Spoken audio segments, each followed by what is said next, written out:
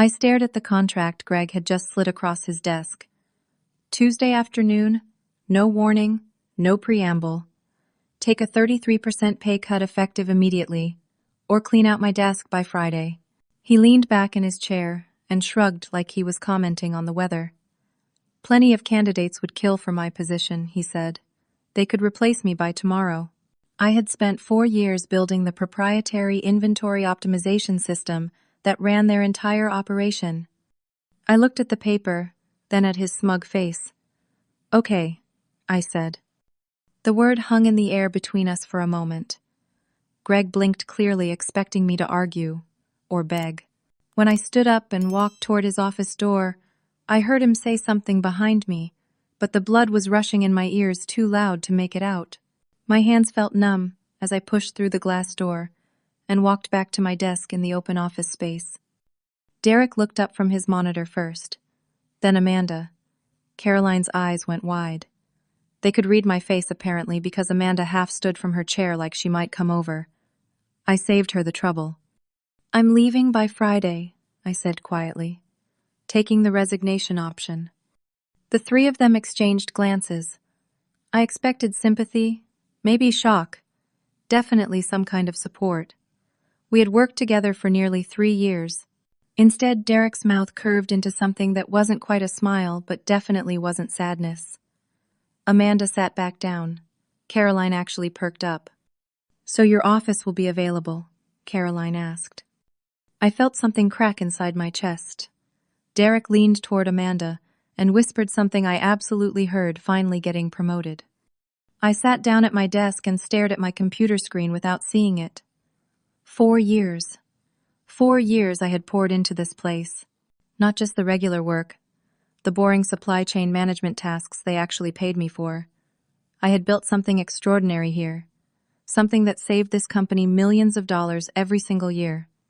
The inventory prediction algorithm had been my baby from the start.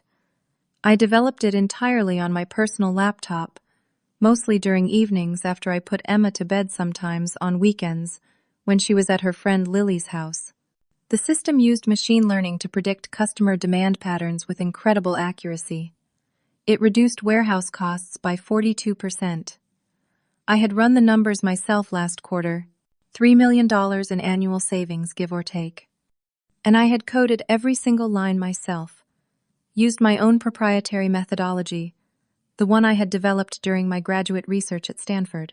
The company never made me sign any intellectual property assignment paperwork for this specific system. It fell through the cracks during the merger 2 years ago, when everything was chaos and half the HR department quit. That realization hit me like cold water. I owned it. The system ran on my personal cloud servers. They never made me transfer it to company infrastructure because Greg thought keeping it on cloud servers saved them money on their own server costs. He had no idea what he had just let walk out the door. Relief flooded through me so fast I felt dizzy. I had leverage, real leverage. Then my email notification pinged. The message was from HR. Sent 1 hour ago, right after my meeting with Greg. The subject line read, Exit Agreement and Final Compensation. My stomach dropped as I opened it. The email explained that I would need to sign an exit agreement before receiving my final paycheck and severance package. Attached was a PDF with dense legal language. I scrolled through it, my throat, getting tighter with every paragraph. Buried in Section 7 was the poison pill, a retroactive intellectual property assignment clause covering all systems, processes, and methodologies developed during my employment. All systems, including mine. The severance was 2 weeks of pay, $4,000, money I desperately needed. I was a single mother to Emma, who just turned 7 last month. We rented a 2-bedroom apartment in a decent school district for $1,200 a month. I had maybe $8,000 in savings accumulated carefully over the past few years by skipping vacations and buying clothes at thrift stores. My parents were both gone. Car accident when I was 25. I was an only child, no siblings to call for help. Emma's father, Jason, had stopped paying child support 3 years ago when he moved to Oregon or Washington or wherever he went. I stopped trying to track him down after the second failed court order. Emma had asthma. Not severe, but she needed a daily inhaler that cost $80 a month even with insurance. Insurance I got through this job. Insurance that would end the minute I walked out that door. The legal review period for the exit agreement was 48 hours. Sign it or forfeit everything, including my final paycheck. I sat in my car in the parking garage for over an hour that evening, reading the agreement on my phone over and over. My hands shook so badly, I had to rest the phone on the steering wheel. 47 hours to decide whether to sign away my only leverage for $4,000. I desperately needed to keep a roof over my daughter's head. I did not sign the agreement. Instead, I used $1,500 from my savings to hire an intellectual property attorney named Patricia Huang. Her office was in a converted house downtown, the kind with creaky floors and too much dark wood paneling.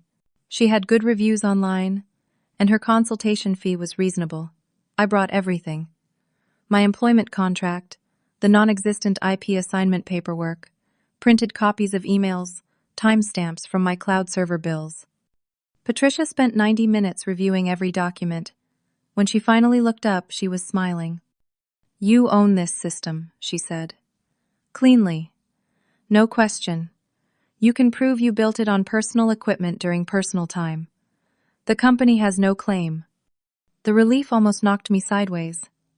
Then Patricia started talking about licensing fees and valuation. She estimated the system was worth at least $50,000 annually in licensing fees. Probably more given how much the company relied on it. The deadline to sign the exit agreement came and went. I let it pass. No signature. No $4,000. HR sent me 3 increasingly aggressive emails about consequences of non-compliance. Greg left me a voicemail at 11:30 at night, calling me ungrateful and unprofessional. His voice was slurred. I saved the message. Friday arrived. My last official day. I did not go to the office. I stayed home with Emma, made her chocolate chip pancakes for breakfast, and tried to pretend everything was normal. She asked why I was not at work. I told her I was taking a personal day. She accepted this easily the way 7-year-olds do, and spent the morning building elaborate structures with her blocks. At 12:15, my phone exploded. Derek called 6 times in a row. Then Amanda. Then someone from IT, whose name I did not even recognize. I finally answered when Derek called the 7th time. "The system stopped working," he said. His voice was pure panic. "It just shut down. Everything is backing up. The warehouse does not know what to ship. Customers are getting wrong products. Jocelyn, I cannot access anything. How do I fix this?" The system had been set to automatically shut down at midnight on my last day of employment. I had programmed that failsafe 3 years ago, never thinking I would actually need it. I told Derek I could not help him and hung up. Then I opened my laptop and wrote the most professional email of my life. I addressed it to Greg and copied the CEO, Nathan Brooks, whose email I had found on the company website. "Dear Greg and Nathan," I wrote, "I understand there are some technical difficulties with the inventory optimization system. I want you to know that I am willing to license this system to the company under reasonable terms. The system was developed on my personal time, using my personal resources as I am prepared to demonstrate. My licensing terms are $75,000 annually for 3 years, paid quarterly in advance. I believe this is fair compensation given the value the system provides. I look forward to discussing this matter professionally." I kept the tone cordial and businesslike. Sent it at 1:30 in the afternoon. The response came at 3:45. Not from Greg, not from Nathan, from a lawyer named Howard Lang, the company's corporate counsel. The email was not cordial. Howard claimed the system had been developed using company resources and company time. He said they had documentation proving company ownership. He threatened legal action for theft of trade secrets and sabotage. The word sabotage appeared 4 times in a 2-paragraph email. He demanded I restore system access immediately or face criminal charges. He mentioned they had already filed a police report for corporate theft. He said they were seeking an emergency restraining order to prevent me from destroying company property. Criminal charges, police report, restraining order. I read the email 5 times, my vision blurring at the edges. This was not a negotiation. This was a threat. Emma came into the kitchen asking for a snack. I closed my laptop quickly and got her some apple slices and peanut butter, my hands moving on autopilot. She asked why I looked scared. I told her I was just tired. She hugged my leg and went back to her blocks. I called Patricia immediately. She told me not to panic. The police report was a bluff, a scare tactic, but it was working. Terror had wrapped around my chest like a vice. Patricia said defending against their claims could cost $30,000 minimum. $30,000 I absolutely did not have. Then she told me something worse. Even though you own the system, she said carefully, there is a legal gray area about disclosure. They could argue you breached your duty of loyalty by not telling them you were taking it when you left. If they frame it right, they might claim you sabotaged the company. So I could be right and still lose, I said. Patricia hesitated. We need to be very careful. One wrong move could put you in real legal jeopardy. That night, Emma was already asleep when the doorbell rang. It was a courier with a certified letter. I signed for it with shaking hands. The letter was from Howard Lang, a formal legal demand. I had 72 hours to restore access to the system and surrender all code, or they would pursue all available legal remedies, including criminal prosecution. Emma's bedroom door was open. I could see her sleeping peacefully, her nightlight casting stars on the ceiling. She had no idea that her mother was holding a piece of paper that could destroy both their lives. I decided to stand firm. After hours of agonized conversation with Patricia, I decided not to cave to their threats. Patricia drafted a formal response. Professional firm citing case law. The letter stated clearly that I owned the system, that I was willing to license it commercially under reasonable terms, and that I would not be bullied by baseless legal threats. For about 36 hours I felt almost empowered. Like maybe I could actually win this. Then Greg and Howard launched their counterattack. It started with emails. Industry contacts I had built relationships with over years started receiving messages. The messages claimed I had stolen proprietary systems from my former employer, that I was holding the company hostage, that I had engaged in corporate sabotage. My LinkedIn profile suddenly got flooded with connection requests, but they were not opportunities. They were competitors, asking about the theft allegations. Industry, Facebook groups. I was part of professional communities where I had been an active member, suddenly had anonymous posts questioning my ethics. Someone created a blog post detailing Jocelyn's corporate sabotage with enough accurate details about me to be convincing, but enough lies to be devastating. I started applying for jobs immediately. I needed income desperately. I applied to 12 positions in 3 days, all jobs I was overqualified for. My resume was strong. My experience was solid. I got phone screens right away. Recruiters were interested in my background. Then the calls stopped coming. One recruiter was honest with me. We heard some concerning things from your previous employer, she said. I am sorry. Another company rescinded an interview invitation after speaking with references. The HR person would not tell me what they had been told, just that they were going in a different direction. Greg was actively sabotaging my job search. Every application I submitted, he was there behind the scenes, poisoning the well.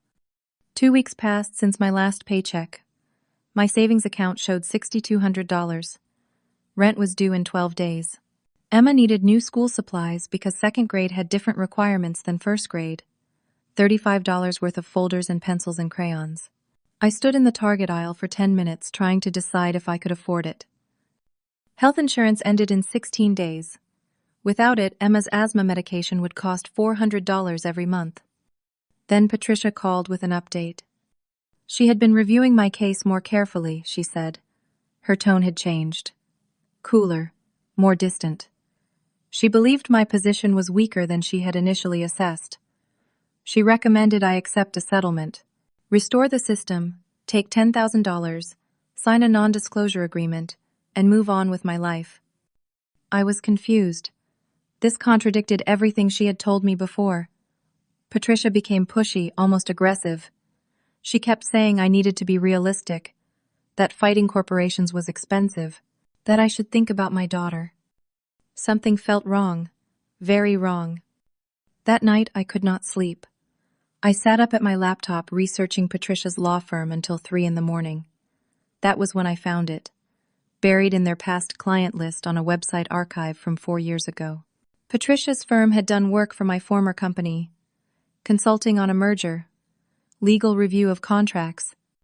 Patricia had never disclosed this conflict of interest. She was supposed to be my advocate. Instead, she had been undermining my case from the beginning, steering me toward a settlement that would benefit the company, not me. I fired her via email at 4 in the morning. Professional, but firm. Cited ethical violations and conflict of interest. Said I would be reporting her to the state bar. Now I had no lawyer, and no money to hire a new one. The company's next deadline was approaching fast. 48 hours to surrender the system, or they would file for an injunction in court. If a judge granted it, I could be forced to hand over everything with zero compensation. The next morning, Emma's school called. My credit card had been declined for her lunch account refill. $30. I did not have $30 of available credit left. I broke down crying in the grocery store parking lot that afternoon. I had gone in to buy chicken for dinner, but could not afford it when I got to the register. The total was $18.63. I had $17 in my checking account. I put the chicken back and bought pasta and jarred sauce instead. The cashier saw me crying and looked away. When I got home, Emma asked if we were poor now. I did not know how to answer. I said we were going through a tight time, but everything would be okay.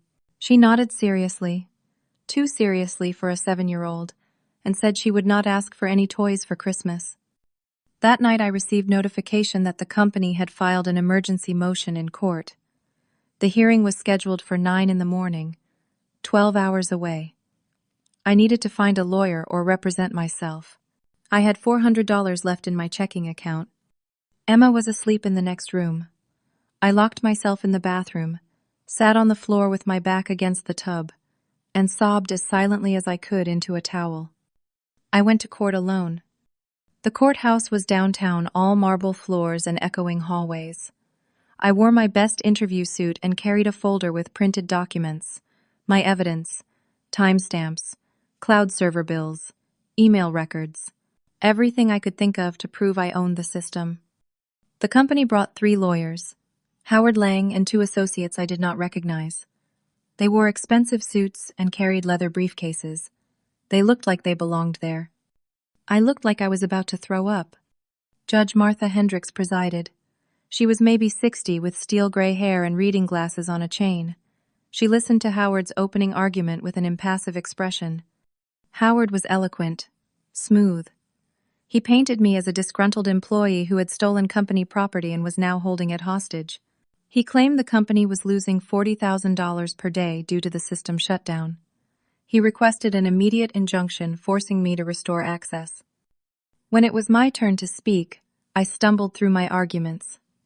I explained that I had built the system on my personal time using my personal equipment. I showed my cloud server bills with timestamps. I tried to explain the absence of any IP assignment paperwork. Judge Hendricks asked pointed questions.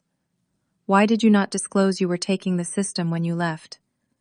Did you intentionally time the shutdown to cause maximum damage? I tried to answer. I said I did not think I needed permission to keep something I owned. I said the shutdown was automatic, not malicious, but I sounded defensive, uncertain, like someone making excuses. The judge took a 30-minute recess to consider. When she returned, she did not grant the full injunction. That was the good news. The bad news was much worse. She ordered the code to be placed in escrow with the court. Neither party could use it until ownership was determined through proper legal channels. She ordered mediation within 2 weeks. Until then, the system was locked away. This was a disaster. My only leverage was now frozen. I could not license it to anyone else. I could not use it to prove my skills to potential employers. The company would survive. They were already implementing a temporary manual process. Expensive and inefficient, but survivable. I had nothing. Outside the courthouse, a man approached me, mid-30s, cheap suit, notepad in hand. He introduced himself as a reporter for the local business journal. Someone had tipped him off about the case. He asked about the corporate theft allegations. I said no comment and walked away as fast as I could without running. The article published that evening. Local tech worker, accused of stealing company systems. My name, my photo from LinkedIn, a quote from Howard about protecting intellectual property. Nothing from me, except no comment, which made me look guilty. The comment section filled up fast. People calling me a thief, saying I deserved to be prosecuted. Someone found my address and posted it online. I checked my bank account that night. $37. Rent was due in 4 days. $1,200 I did not have. I called my best friend Rachel. We had been close since college. She was Emma's godmother. I had never asked her for money before. Never asked anyone for money. Rachel, I need to borrow $1,200 for rent, I said. My voice cracked on the words. I will pay you back as soon as I can. I promise. There was a long pause. Then Rachel said she needed to talk to her husband Travis. She would call me back. 2 hours later she called. Travis was not comfortable lending that much, but Rachel had convinced him to loan me $800. I would need to figure out the rest on my own. And Jocelyn, she said carefully, maybe you should just give them the system. This seems like it is destroying you. The words stung worse than the rejection. Even my best friend thought I should surrender. I borrowed the $800. I begged Mrs. Kowalski, my landlord, to accept $400 now and the rest in 2 weeks. She was not happy, but agreed because Emma was a good kid, and she did not want to evict a single mother. Emma overheard me on the phone. She came out of her bedroom and asked directly if I had lost my job. I could not lie to her anymore. I explained as gently as I could that I had left my job because they were not treating me fairly, that we were going through a hard time, but I was fixing it. Are we going to be okay? She asked. Yes, I promised. We are going to be okay. I did not believe my own words. That night Howard sent another email. A new settlement offer. The company would pay me $15,000. I would surrender all code, sign a non-disclosure agreement, and release all claims. The offer expired in 24 hours. $15,000. It was insulting considering the system was worth hundreds of thousands. But it was money. Real money that could cover 3 months of expenses while I found a new job. I lay awake all night doing calculations on my phone. 15,000 versus potential hundreds of thousands in licensing fees if I won. But only if I won. If I lost, I got nothing. And I had already lost so much. At 3 in the morning, I almost accepted. I typed out the email. I accept your offer. My finger hovered over the send button. I thought about Emma, about teaching her to stand up for herself, about Greg's smug face when he told me they could replace me by tomorrow. But I also thought about being evicted, about Emma going hungry, about failing as a mother because I was too proud to surrender. The cursor blinked in the darkness. I could not send it. Not yet. I needed to look one more time through everything. Some part of me still believed there was something I had missed. Some piece of evidence that would change everything. I started going through old emails again. Hundreds of them. Searching for anything useful. At 5:43 in the morning, I found it. An email thread from 3 years ago. I had completely forgotten about it.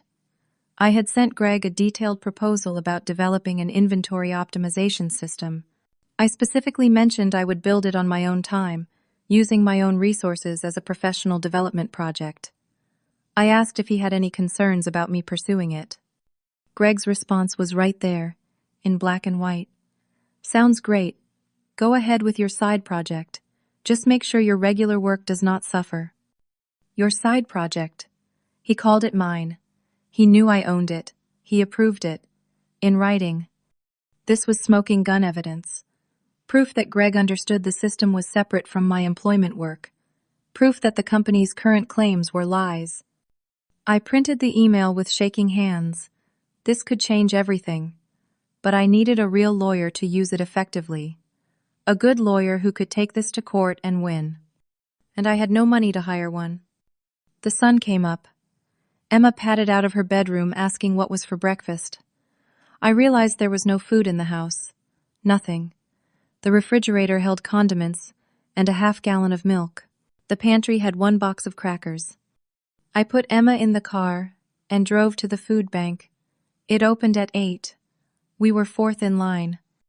I spent Monday morning calling employment attorneys. By my count, I called 43 different firms. Most would not take contingency cases. The ones who did were not interested in fighting a corporation. Too risky, too expensive, too complicated.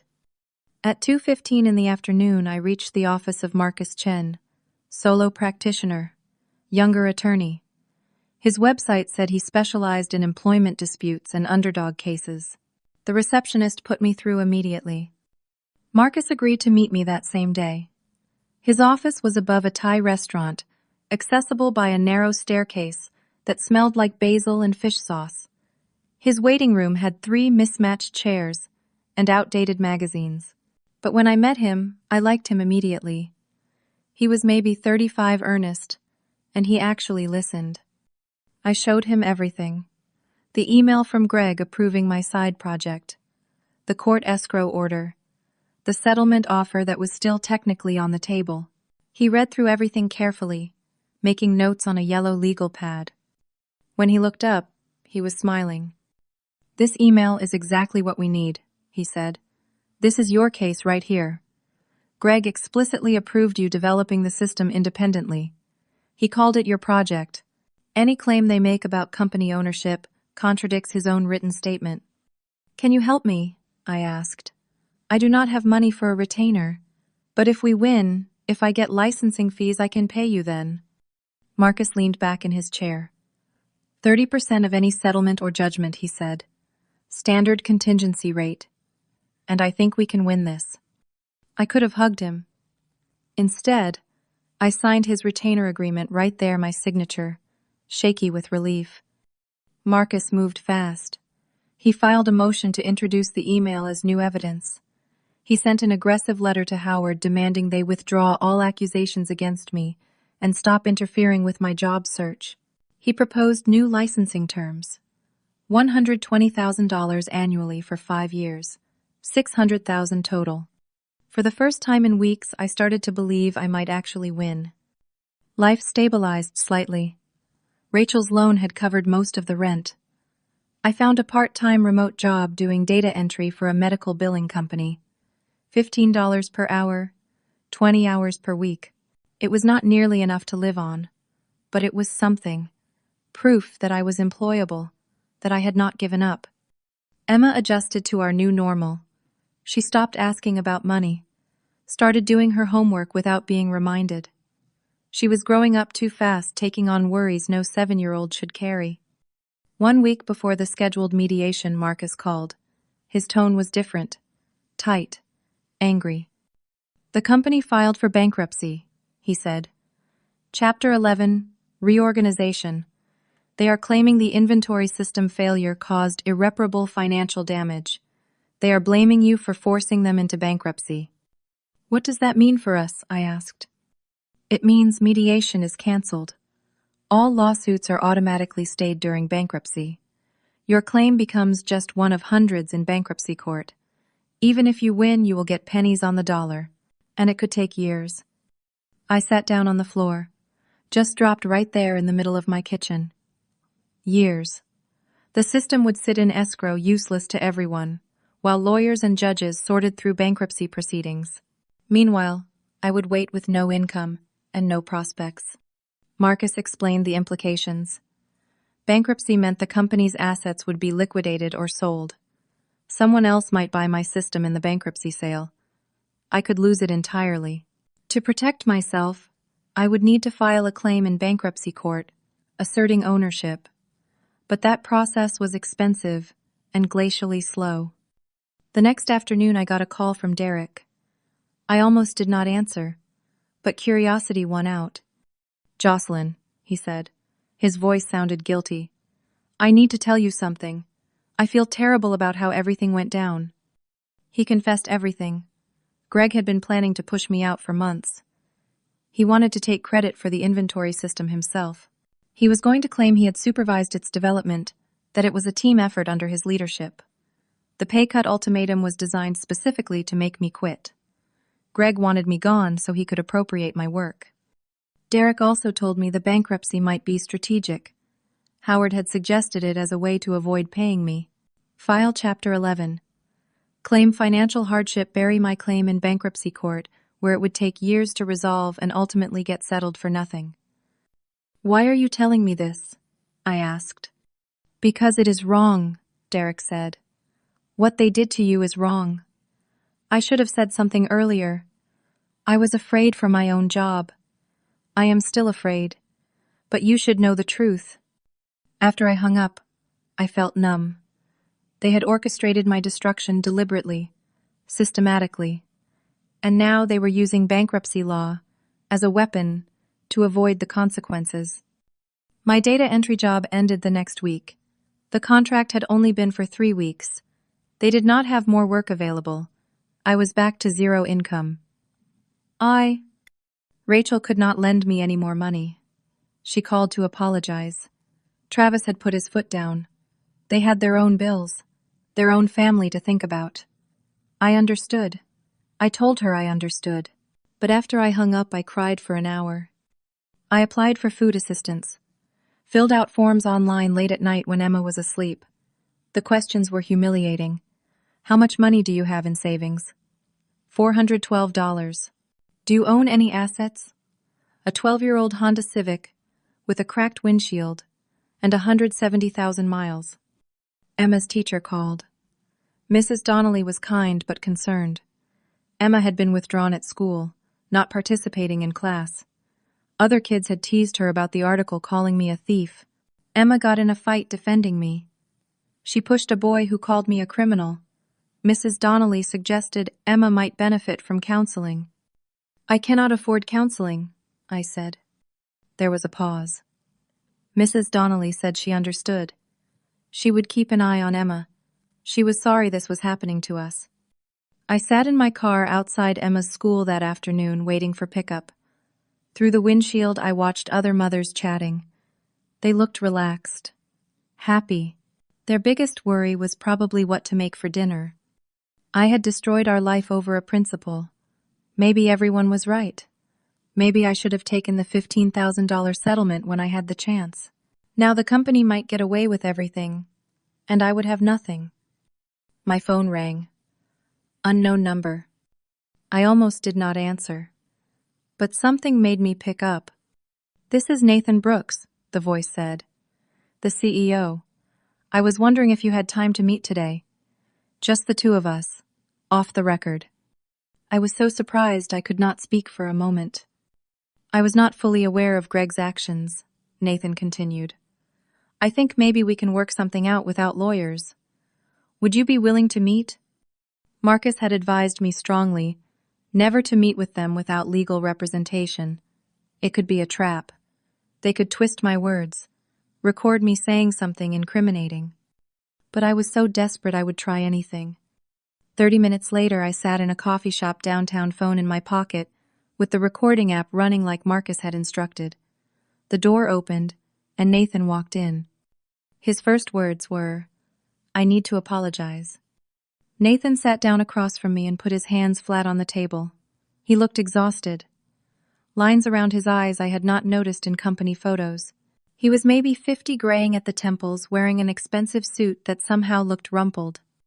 "I did not know the full story until last week," he said. "When the bankruptcy filing crossed my desk, Greg characterized you as a disgruntled employee trying to extort the company. I only saw Howard's legal memos. I never reviewed the actual evidence myself. That was my mistake.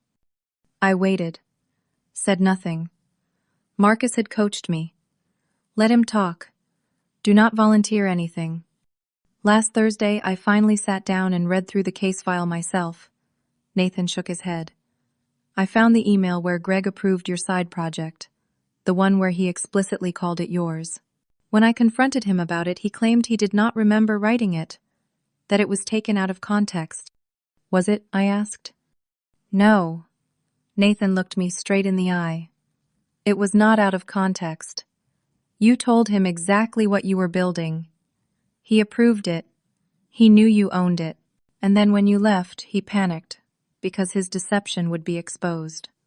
What deception? Nathan sighed. Greg has been lying to the executive team for over a year. He claimed the inventory system was a team effort that he supervised. He was positioning himself for a VP promotion based on that success. When you resigned, he realized everyone would figure out he had nothing to do with it. So he and Howard came up with a plan to bury you. Howard is Greg's college fraternity brother, Nathan continued. Did you know that they have been friends for 25 years? Howard should have recused himself from this case due to personal bias. But he did not. Why are you telling me this? I asked. Because I want to settle. Fairly. Nathan leaned forward. The bankruptcy was Howard's idea. I was told it was necessary to protect the company from financial collapse. But now I realize it was just a tactic to avoid paying you what you deserve. I want to make this right. He made an offer. $50,000, cash. Paid personally by Nathan, not through the company. I would have to sign a non-disclosure agreement and release all claims against the company. But I would have money immediately. I could move on with my life. $50,000 was more than I had ever seen in one place. It would solve all my immediate problems. Pay off debts. Cover rent for over a year. Get therapy for Emma. Stabilize our lives. But something did not feel right. If you are so sorry, I said carefully, why only $50,000? The system is worth far more. You said so yourself. $3 million in annual savings. Nathan shifted in his seat. It is what I can do personally. The company is in bankruptcy. My hands are tied. Then why the NDA? If you are trying to make things right, why do I have to stay silent? Nathan did not answer. His phone buzzed on the table. He glanced at it, ignored it. It buzzed again, and again. I caught a glimpse of the screen. The text was upside down, but I could make out enough. Board meeting starting. Where are you? You are supposed to be in a board meeting right now, I said. Nathan's expression changed, hardened slightly. What is really happening, Nathan? He stared at me for a long moment. Then he sighed and the facade cracked. The bankruptcy is real, he said. But it is also strategic. The board does not know about Greg's email approving your side project. If that comes out in bankruptcy proceedings, it becomes public record. It would prove Greg lied. It would expose Howard's conflict of interest. The company could be liable for defamation, tortious interference with your job prospects, maybe more. Our stock would tank. Investors would sue. The whole house of cards collapses. And you need me to stay quiet, I said. Nathan nodded slowly. We are not trying to save $50,000. We are trying to avoid a catastrophe. I sat back in my chair. The power dynamic had just shifted completely. I had more leverage than I thought. The system is still in court escrow, I said. Neither of us can use it. But you are losing $60,000 a day without it. That is what Howard claimed in court. How long can you actually survive? Nathan rubbed his face. Not long. Maybe another month before we are forced into real bankruptcy. Not strategic. Actual liquidation. My mind was racing. I thought about the original licensing terms Marcus had proposed. $120,000 per year for 5 years. $600,000 total. I want what I originally asked for, I said. $600,000, paid up front, plus a public apology clearing my name. And Greg gets fired. Nathan laughed bitterly. The board would never approve that. They would rather go bankrupt than pay an employee $600,000. Former employee, I corrected. And what happens to you when the company goes bankrupt? You lose your job too. Your reputation. Your stock options become worthless. I stood to leave. Wait. Nathan grabbed my wrist. Not hard, but desperate. Please wait. I pulled my arm back and stepped away. The board meeting happening right now, Nathan said. Quickly is about emergency financing. We have a major investor presentation tomorrow morning. If we do not have the inventory system operational by then, we lose a $20 million investment. Without that money, we are done. Real bankruptcy. Everyone loses, including you. He pulled out his phone and typed something. Then he showed me the screen. It was an email draft. To the company's bank. Instructions for a wire transfer. $300,000 to my name. This is what I can do, Nathan said. $300,000. Right now, wire transfer will be complete within the hour. Greg will be quietly transitioned out in the next quarter. We cannot fire him immediately without raising questions, but he will be gone. And you get the system back after 6 months to use or license however you want. $300,000. Life-changing money. Not what I deserved, but substantial.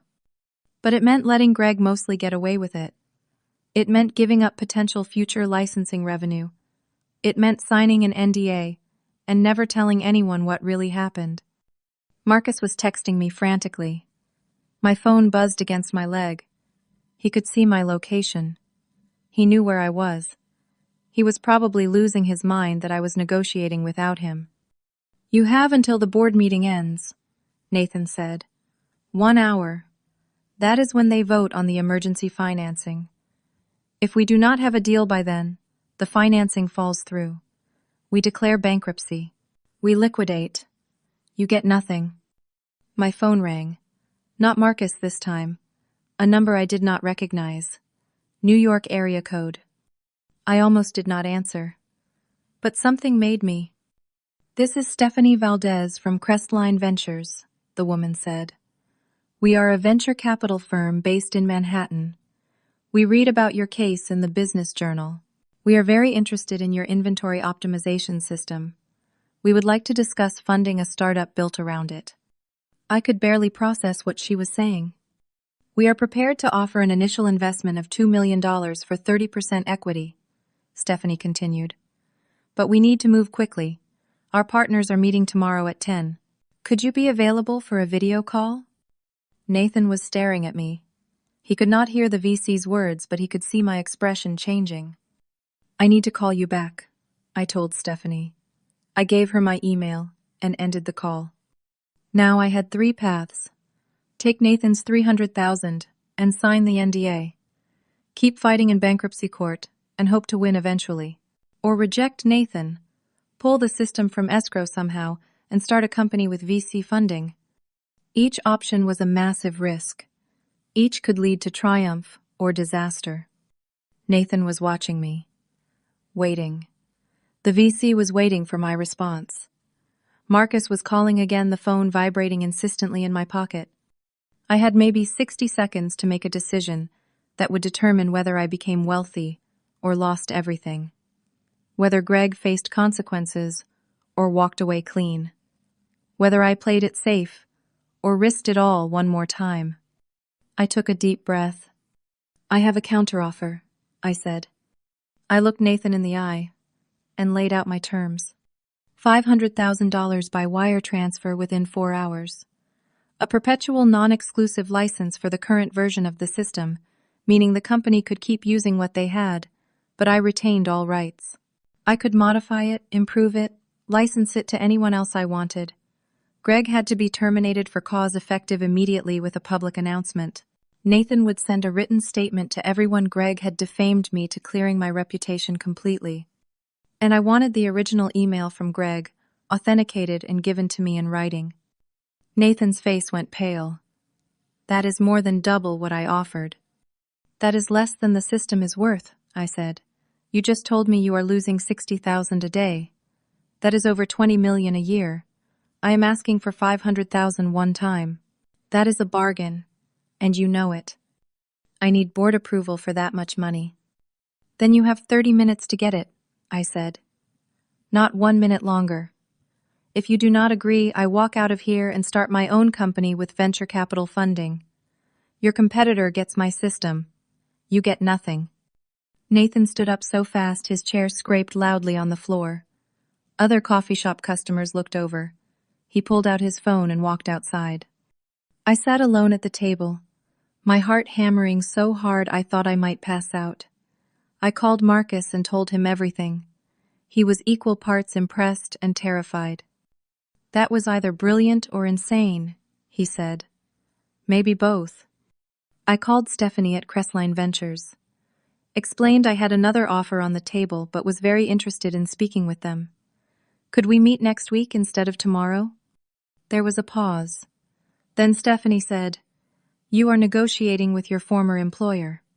"Yes." "Smart." She sounded amused. "Call me when you know where you stand. This offer is not going anywhere. We like founders who know their worth." 28 minutes later, Nathan came back inside. His tie was loosened. He looked like he had aged 5 years. The board agreed to everything except the amount. 425,000 is as high as they will go.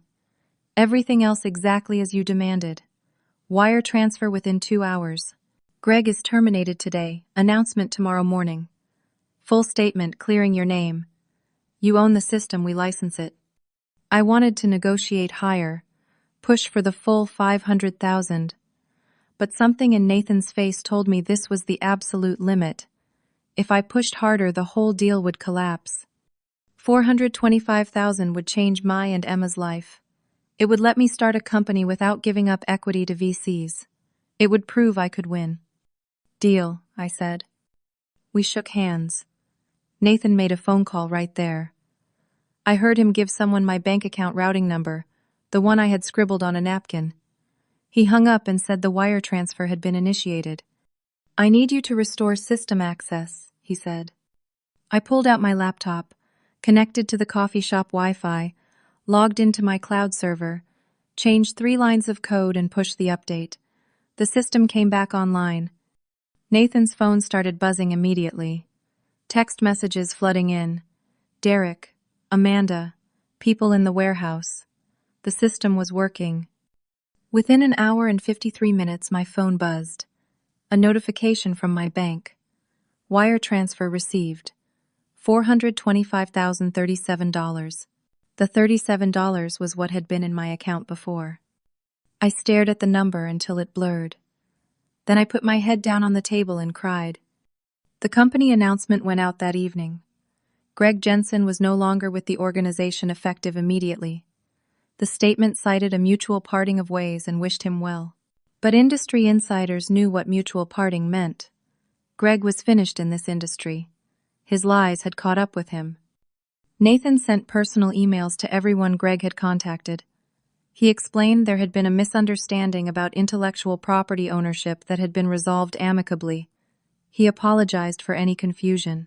He made it clear I had acted professionally throughout. My LinkedIn messages flooded with apologies, with job offers, with people saying they had known all along that Greg was lying. Sure they did. I met with Stephanie and the Crestline Ventures team the following Wednesday. I explained my vision for turning the inventory system into a full software-as-a-service product, something any mid-sized company could license. Stephanie and her partners asked sharp questions. They pushed back on my projections. But at the end of the 2-hour meeting, they made an offer. $2.5 million for 35% equity. I would be CEO. They would provide strategic guidance and connections. I could hire my own team and build it my way. I negotiated them down to 30% equity, took the deal. 3 months later, I incorporated as Optimize Flow. Hired Derek as my first employee. He had quit his job the day after Greg was fired, said he could not work somewhere that had treated me like that. Amanda and Caroline both applied. I did not hire them. Some burned bridges stay burned. By the end of the first year, 5 companies were licensing my system. Revenue was exceeding projections. I hired 10 more employees, moved into a real office space with windows that looked out over downtown. Emma and I moved into a 3-bedroom house with a backyard, actual grass, a swing set. Emma started therapy with a wonderful counselor named Dr. Patricia Sanders, who specialized in helping kids process trauma. Within a few months, Emma was thriving, making friends, laughing again, being 7, instead of carrying the weight of adult worries. I paid Rachel back with interest. She apologized over and over for doubting me, for suggesting I should give up. I told her I understood, that she had helped when I desperately needed it. Our friendship rebuilt itself on more honest ground. Even Mrs. Kowalski, my old landlord, sent me a card when she heard I was moving out. "Congratulations on your success," she wrote. "I always knew you were a fighter." I heard through industry connections that Greg was working at a much smaller company for half his former salary. No one wanted to hire someone who had been caught lying about their accomplishments. Howard faced ethics complaints filed with the state bar, though nothing came of them officially. He received a private reprimand. Nathan remained CEO. The company stabilized with the licensed system. They actually started referring other potential clients to optimize flow. Nathan and I developed a professional respect for each other. Not friendship exactly, but mutual acknowledgement. 1 year after that coffee shop meeting, I was invited to be the keynote speaker at a Women in Tech conference. 300 people in the audience. I told them my story, about Greg's ultimatum, about the nightmare of unemployment and legal threats, about nearly giving up, about that moment when I almost signed the settlement offer in the dark. I told them the truth, that fighting back was terrifying, that I spent weeks thinking I had made the worst decision of my life, that there were moments when surrender seemed like wisdom instead of defeat.